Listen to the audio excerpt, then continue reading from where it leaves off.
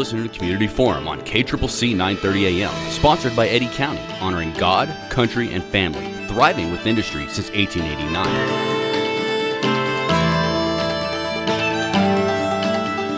Thank you for listening to Community Forum. My name is Johnny Chandler. I'm the owner of KCCC 930 AM and the host of Community Forum. With me today is Sarah Jones. Sarah Jones is the director of the Carlsbad Public Library.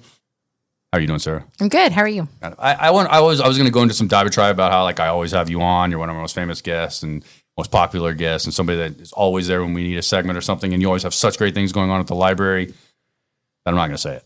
Okay. Okay. I'm just not going to say it. So here we are, 2025. Right, we're starting out, and I'm sure you have a full slate of things that you're interested in or interested in bringing to the community as part of the public library. We're always looking to bring new things. All right, well, let's start with the biggest news. What's the biggest news happening at the Carlsbad Public Library? Since we last talked, we hired a new youth specialist, Michelle Robertson. So she's in charge of the children and the teen sections. So we're excited about her. If you have lived in Carlsbad for a little while and you're involved in any events at all, you probably know who Michelle Robertson is. Yes. Yeah. We had a Girl Scout show up to the library last week that was like, I know you from somewhere. Yeah, I was like, this is going to take a while because she's involved in She's involved in everything, yeah. Inspired by science, Yes. Very active in that. She's got kids that are in the school system as well. I think they're a little older at this point. They're not like elementary school kids, but Yeah. she's lived it. Her and I went to Eastern New Mexico University together for Oh, college. I didn't know Little that. known fact, right? I don't think we really remember each other that much, but we were chatting. We're like, oh, okay, great. So great person for the community. Yes. Somebody that really loves helping younger people, children, become smarter, more educated. She's always been incredibly passionate. So Michelle Robertson, if you're listening, you know I'm a fan, but congratulations on your new gig. Very happy for you. Yes. Right? We're excited to have her on board. So did you think she has some pretty innovative ideas? Yes. Like, how did she sell you when it came to interview time? Honestly, she wasn't as sparkly in the interview as she is in real life. Okay. So it was benefit that you knew her in real life a little bit. Yes. Okay. She had an impressive resume and the application. She's got a master's degree in education. So Right. she stood out from the pack. But knowing her and working with her in the past, I think definitely helped her. Okay. So, Now, is the position that she's taking, was there a master's degree required for that position? no. So no. that's just the cherry on the top. Yes. That she has the master's degrees in education is probably really perfectly fitted for this job, I guess. Yes. That's how you feel about it. Has she started already? Yes. She started right before Christmas. Okay. So, Great. So you got to hit the ground running. yeah. So she's been there about a month. Okay. So. Wonderful. And you want to give me any tips? How are we thinking? Is she going to last?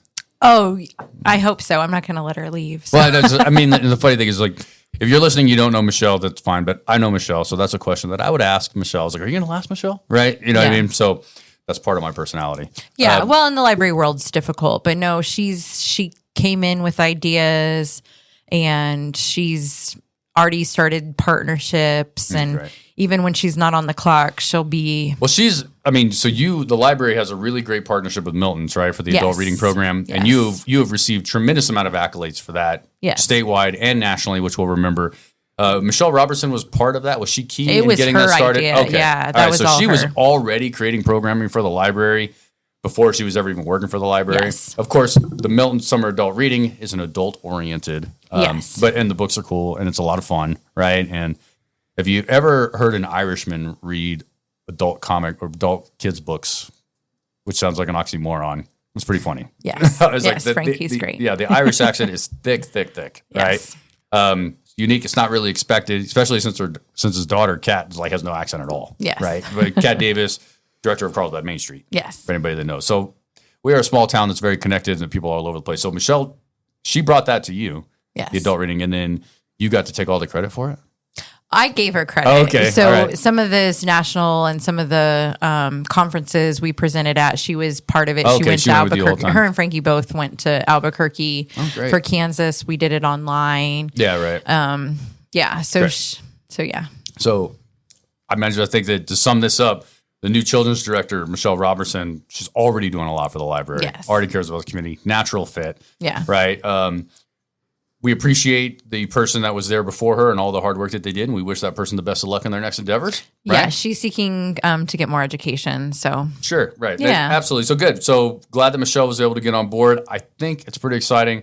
We're going to have you and Michelle on so Michelle can brag about her accomplishments and what she's doing with the children. Because we know Michelle. She could talk for 30 minutes. Oh, yeah. She's got so many ideas. Right? Easy. Yeah. Absolutely. All right. So you guys don't get new numbers. The library doesn't get new numbers and stuff until maybe July because we work on a fiscal year, right? Yeah. Based on the city budget. Right? And when the state wants their report done. So we'll have you in before the fall 2025 school semester, right? To talk about that, but we'll also have you on for the summer reading program. Yeah, well, and the Holocaust exhibit's coming, so I've got more details about that. So. Now, you had a conference recently too, right?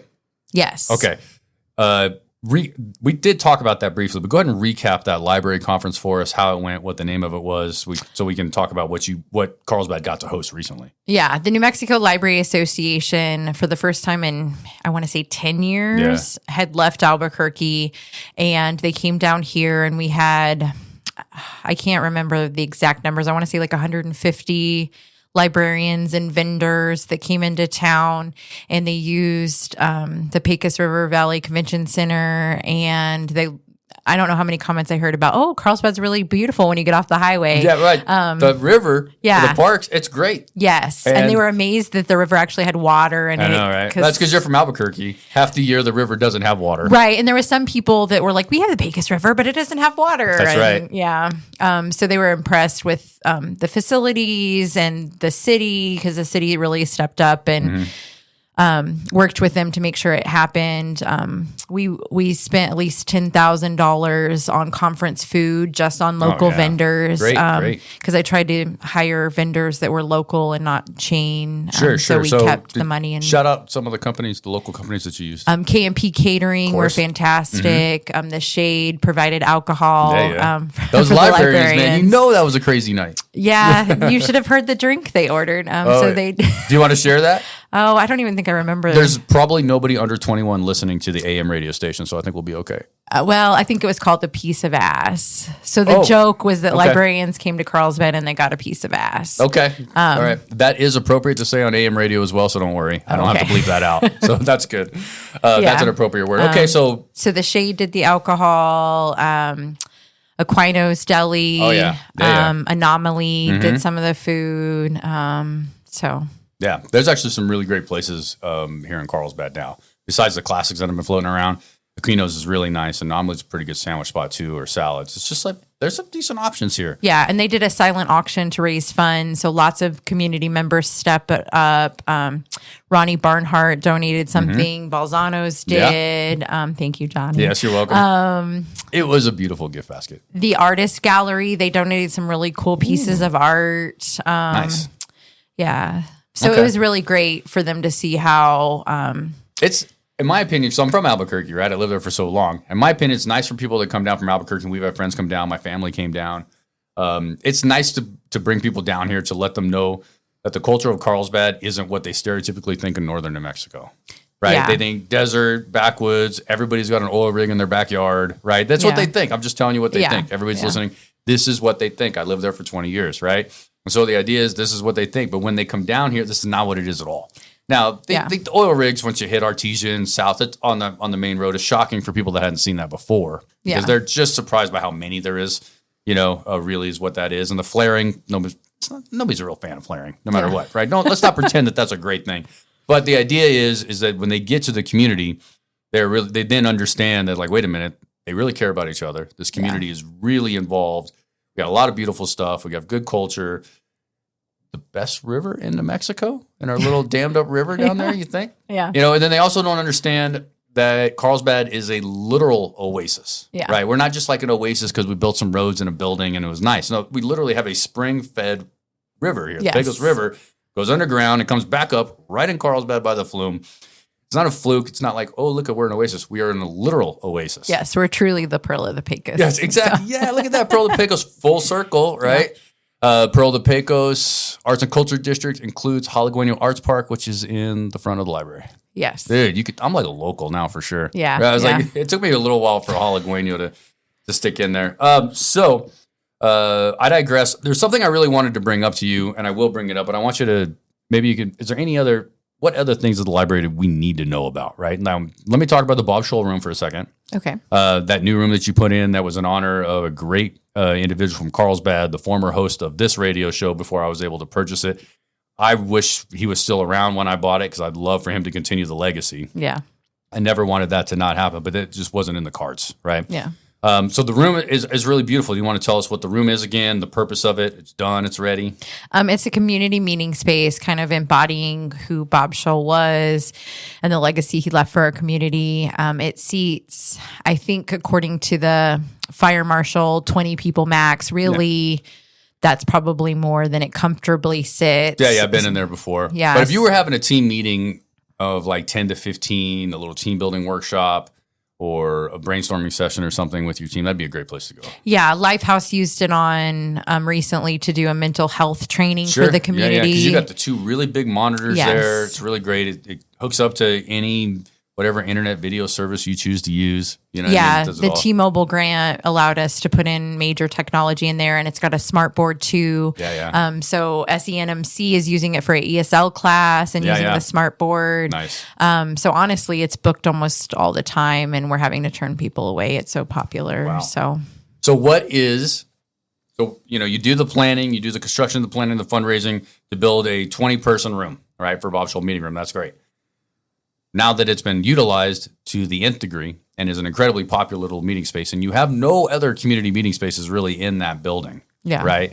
Now is your time to use that data to start proposing to the mayor, proposing to city council, New Mexico Library Association, Friends of the Library, anybody else in the community that you do, that we need to start planning now for the big step, because the community is really utilizing the space. Yes. And it's a free space to utilize. Yes. Which is also very important for a lot of groups. Not every group can pay the money that Pecos River Valley Conference Center wants, right? You know what I mean? Some of them can't, and that's a good thing. So, like, what's the next big thing? Just the pie in the sky dream as library director. Oh, well, pie in the sky, I've been talking about it since I became director, is I'd love a new building because libraries are so much more than once they were with just the books and, you know, what typical libraries were. We're now like community centers, we're information centers, so maker spaces, study rooms, lots of things that we could see. So a new building is definitely in my future plans. Right. So space for that. I'd like to form a library foundation to help fundraise because the Artesia Library was help with a PY foundation. They funded part of it and then the city matched it. So part of me thinks if I can form a foundation, we can maybe get PY to maybe hopefully contribute something and then we could raise the other funds. Plus, I think when people have a fund or a project to give to, they're more willing to. Well, you have a purpose, you have a cause, right? They know what their money I know what the end goal is. I can see the renderings of the end goal, right? I can see how beautiful that would be. Yeah. And I think that in a lot of communities, almost every community, the library is the place for community events. Like if you need community public meetings, you want the public to come out. Now, I know that Carlsbad has the city council chambers and we've got a couple of other things, but libraries are main places to meet. When I worked for the city of Albuquerque, we used the libraries for public meetings when they were talking about, when one of the city councilors was talking about instituting speed cameras, right?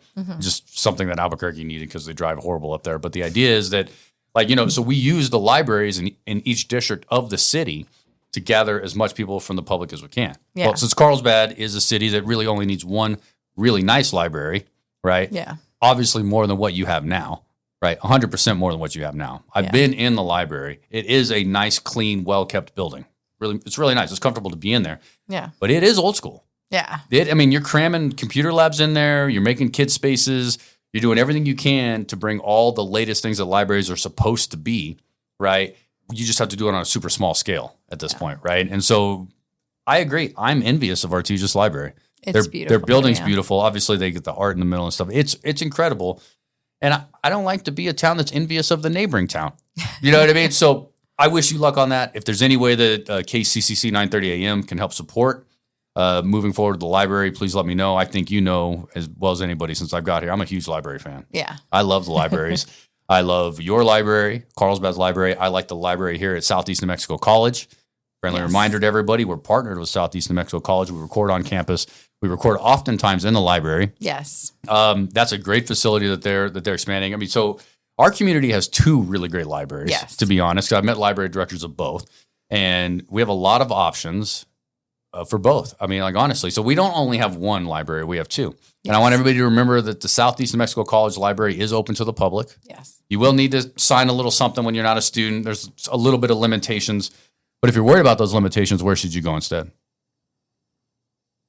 Oh, I don't know.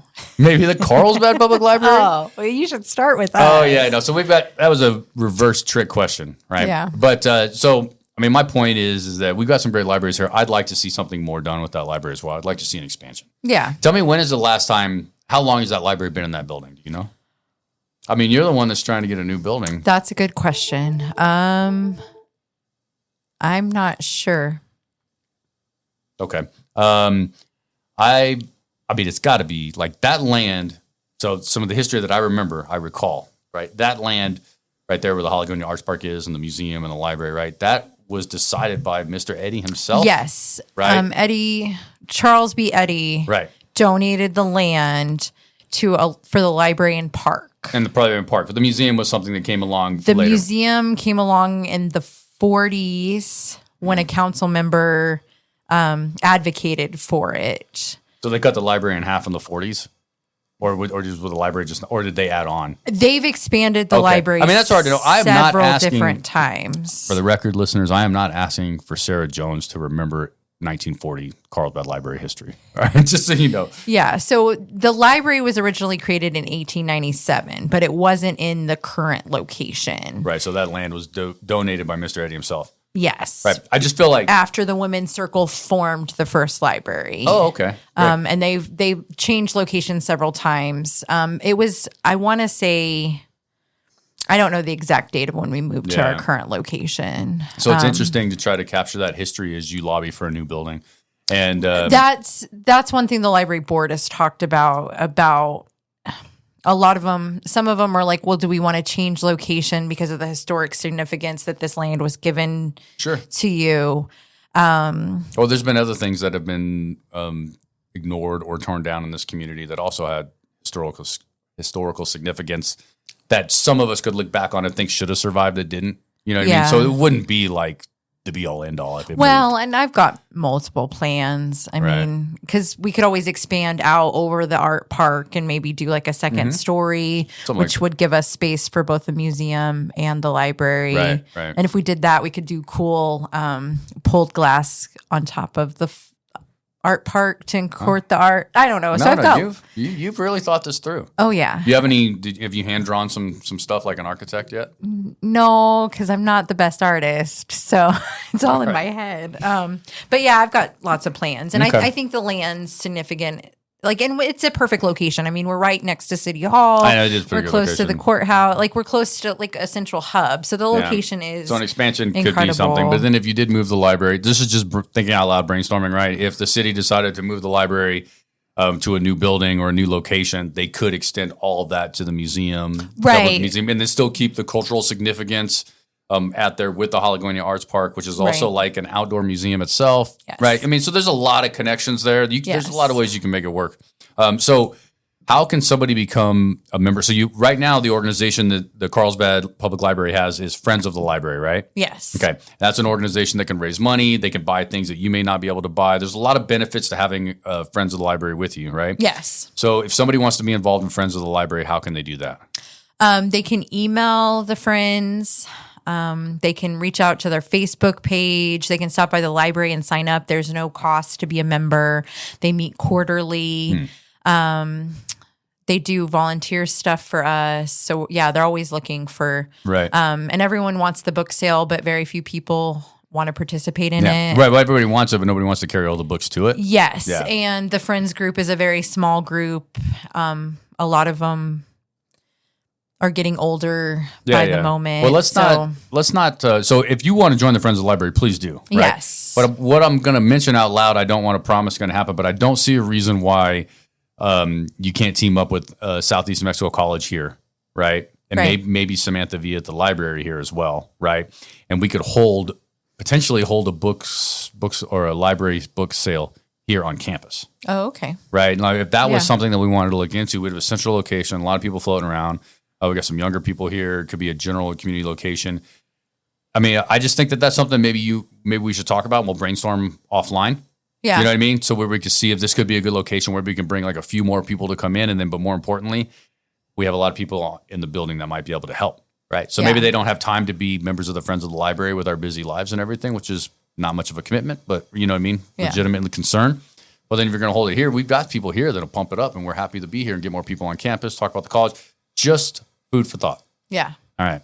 So I have I have a very specific thing I wanted to ask you. I've been pushing it off and I'm going to ask you about it now. My wife was reading an article the other day that I thought was very interesting and she shared with me. She said, and don't answer this yet, okay? She said the average household in the U.S. has 15 books total, all right? 15, right? Not 50, 15 books total. It didn't get into how long the books were or what degree or level they were, right? You could have 15 kids' books. I don't know what it is, right? But, and I turned around and asked her, I was like, well, I don't know. Is that a lot or not? You know what I mean? Yeah. I don't know if that's a lot or not, right? So 15 books. Now, I know what my wife said. I'm the same mindset. But you tell me, is 15 books in a household good or bad? Well, it's not bad because they've got books there. Okay. All right. So no books is bad. Well, yes. Okay. I mean, even though you can get everything on the phone, there's still something about a book, right? Yeah. And I think there's something about, if you think about kids today, like I think you still want to see, there's this photo that I think is circulated on the internet that talks about like that readers are made in the laps of grandparents and parents. So I still think that there's a beauty to actually a book being on the shelf, because I think sometimes when I'm listening to an audiobook or I'm reading a book on my phone, my son just sees it as, oh, she's on a device. So I don't think there's that connection made between if you're actually holding a book. But studies have shown that children and students that have 100 or more books in the home go farther in education. I think it's 2 years longer than their counterparts that don't have the books in the home. So 100 and more books for children, which could mean all the way up until they leave the house, right? Yeah. Basically. Yeah. But, I mean, 100 books is not a lot for somebody that's going through elementary school, right? I mean, you keep the books that you got until you're ready to give them away. So 100 books sounds like a lot of books to me. Yeah. Right. We probably have 100 books in our house. We don't have like a library where I can go and count them all, you know, but they're in our office and the living room and her office and stuff like that. But 100 books seems like a lot. How many? So that's what you get. So parents, listen, you should have 100 books in your house that your kids should be reading throughout their life, if not way more. Yeah. Right. Especially what they're interested in. So how about some tips, right? So you said reading is done with sitting in parents and grandparents' laps, right? Yeah. And especially when you're little, when you read to them, right? Yeah. Kids love to be read to a lot, right? Yeah. So who leads the education drive within the household typically, right? Parents? Studies have shown that your mom's desire for education and education impacts the child far more than any other factor. So when I was younger, my mom she's a reader. I think she still is a crazy reader, just burning through books, right? Yeah. She demonstrated that to us every day of our lives growing up, every day. Yeah. I did not turn into the type of reader that she turned into, right? Yeah. But I still got a benefit from that, right? Well, yeah. I mean, you're educated. You went to college. You saw education. So, right. And that's probably a direct result of seeing my parents seek knowledge when I was younger. Yes. And then the importance of education, or the idea that you better get some grades, boy, you're going to get it. You know what I mean? Whatever the situation was, that's how it kind of went down. So that's helpful. You think when a parent reads, of course, it's helpful. Yes. Even if the kid doesn't pick up the same habit. Yes. Because I still I'm not a huge reader, at least of novels and stuff, but I still have that desire to try to finish a novel or to get into one and really be captivated by it. Yeah. You know? Well, and I think often how we view reading is wrong, right? Because there's a whole mindset that like graphic novels, which for non-library people are more of like comic book type, that's popular now, that people are like, oh, that's not reading. Yes, it is. It's all reading. Right. It opens up the door, and they've got a bunch of classics that are graphic novels that kind of spark kids' interest. Audiobooks count, magazines count, nonfiction stuff. so it's okay that you're not, sitting down and reading Current Gone with the events Wind. count? Yeah. Reading the newspaper every morning counts? Yeah. Okay. Yeah. So you're still seeking information from Yeah. valid sources. Absolutely. And you getting your brain to process information. I do think, though, there's so much screen time, right? Screens all the Yeah. time. Big screen, little screen, big screen at home, computer screen, tiny screen at home. And I know that you can read on your phone, right? Yeah. You can download books and read them on your phone and stuff like that. But I don't think that screen is all that great for reading on your eyeballs, right? Personally bothers me. And I feel like there's something to be said about holding an actual book and reading it out of a book. I think there's something primal about it. Like, you know what I mean? Yeah. Old school. Yeah.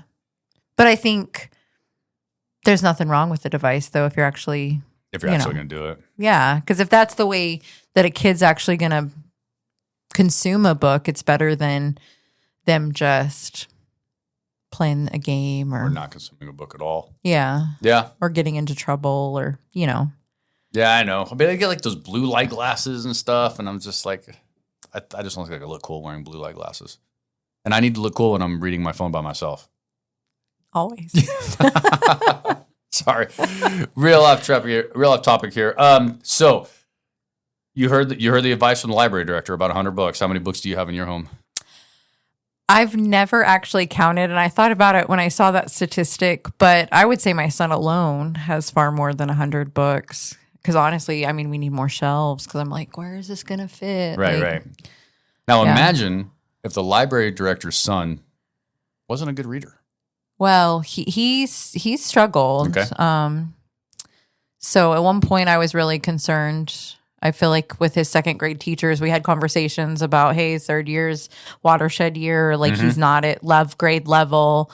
But he had an amazing third grade teacher at Sunset that really connected with him and got some work. And the school district has put in a lot of work. Laverne Chan, they started the whole program of sending books home with kids, and he's getting some now that I'm like, hey, you'll like this. He's like, yeah, I picked it out, Mom. Oh, yeah. So we found some stuff that he'll read, the Magic Treehouse books he'll read, Dog Man, which is kind of a graphic novel. And movies coming out too. Yeah. Does your son know that already? I doubt it. My staff member told me that this morning. I'm like, don't tell him. I'm a little pumped about Dog Man, actually. Yeah. We went and saw Mufasa with the niece the other day. But we went to the movies with the niece. That was the best part about it. Right. But then my niece was like, I wish Dog Man was out. And I was like, I would go see Dog Man right now with you. Have you read any of the books? Nope. Oh. Do you want to? Because we have them at the library. I think I'll just stick with the movie on the animated cartoons. It won't be as good. I doubt it. I doubt it will be. But I have read, I've read books first. Typically, I'll watch a movie and then try to get into the book maybe. Yeah. Right? Because of just I'm a modern person, so the video. But I did read a book that I found on an airplane while traveling called Sharp Objects, which actually turned out to be a show on HBO. Yeah, right? yeah, by Julian Flynn, right? Yes, exactly, starring Amy Adams, stuff like that. But I actually ended up reading that book on the vacation. I killed the whole thing on the vacation. Yeah, right? and I don't even think that's the best book she's written. And I can really read well on a plane. Yeah. You're isolated with the book in front of you, you just really focus on it. But so I finished the book and I was like, whoa. And I couldn't tell my wife anything about it by the end of the book, right? I watched the show. It was pretty on with the book, but man, my imagination was way better than what they were able to put together in that show. It was solid. I was like, I had to read the last chapter a second time so I could really take in exactly what they tried to do at the end. This is an adult book, by the way. Yeah. Have you read Gone Girl? No, I watched the movie though. Oh, the book is so much better. I imagine that it is, because that is one crazy person in that story. Yes. She's crazy. But it was an incredible movie, so I can only imagine the book's pretty good. But then once I watched the movie, I don't know about the book. I have a hard time. I've already got the visual in my head from what the director and the screenplay person wanted versus the idea of what I would put in my head. Yeah. Right? So when you read a book, everybody's got accents, right? You kind of envision what everybody's accents are. And unless the author spells it out, then you're kind of based on the description, you're envisioning it, right? And then you watch the movie and you're like, no, dude, that accent is wrong. Yeah. that is not the right accent in my head. All right, so we're almost out of time, but we'll have you on again, of course. And this was just, what a rambling conversation. Thank you very much. I like being all over the place like this sometimes. But let's have you close out on the dire situation we have in our community, Permian Basin community, around illiteracy. Sum up our issues. Well, 1 in 3 adults read at or below a third grade reading level. It's a generational problem. We haven't really moved the needle a whole lot from the 80s. And I think sometimes we have a mindset with the oil and gas industry that we don't need degrees or why do we need school? You know, my dad has worked in the oil field. And he's done very well for himself. Yes, right? they make good money. But honestly, it's the oil field companies that came and did the research and the air study for the Literacy Coalition of the Permian Basin to find some of these numbers, because they were finding that they couldn't find adults to take these jobs. And in the next few years, there's going to be some of these level 3 literate jobs that we're not going to have the staff or the people to fill the jobs. Even if we try to transplant people, it'd take a lot. So it's a problem that is real and it has economic impact. And think about some of our businesses we currently have. It's hard to find people that can run the registers and that can do some of the level 3 literate. So being able to read a sentence, understand, comprehend it, and then complete a task is what level 3 literate is. I'm glad you knew I was going to ask that question. Thank you so much. Yeah. For those of you that don't know. So there's stuff like lawyers, attorneys, there's stuff that will need to be filling these jobs, and they want to keep it people in our community because we live here and we love living here. And so it's skills that we can build. We just need people to put in the work. Right. So the library is a great place for you to go and to increase your reading ability and feel great about it, and have people really feel great about where you're at in life and how you're trying to do better.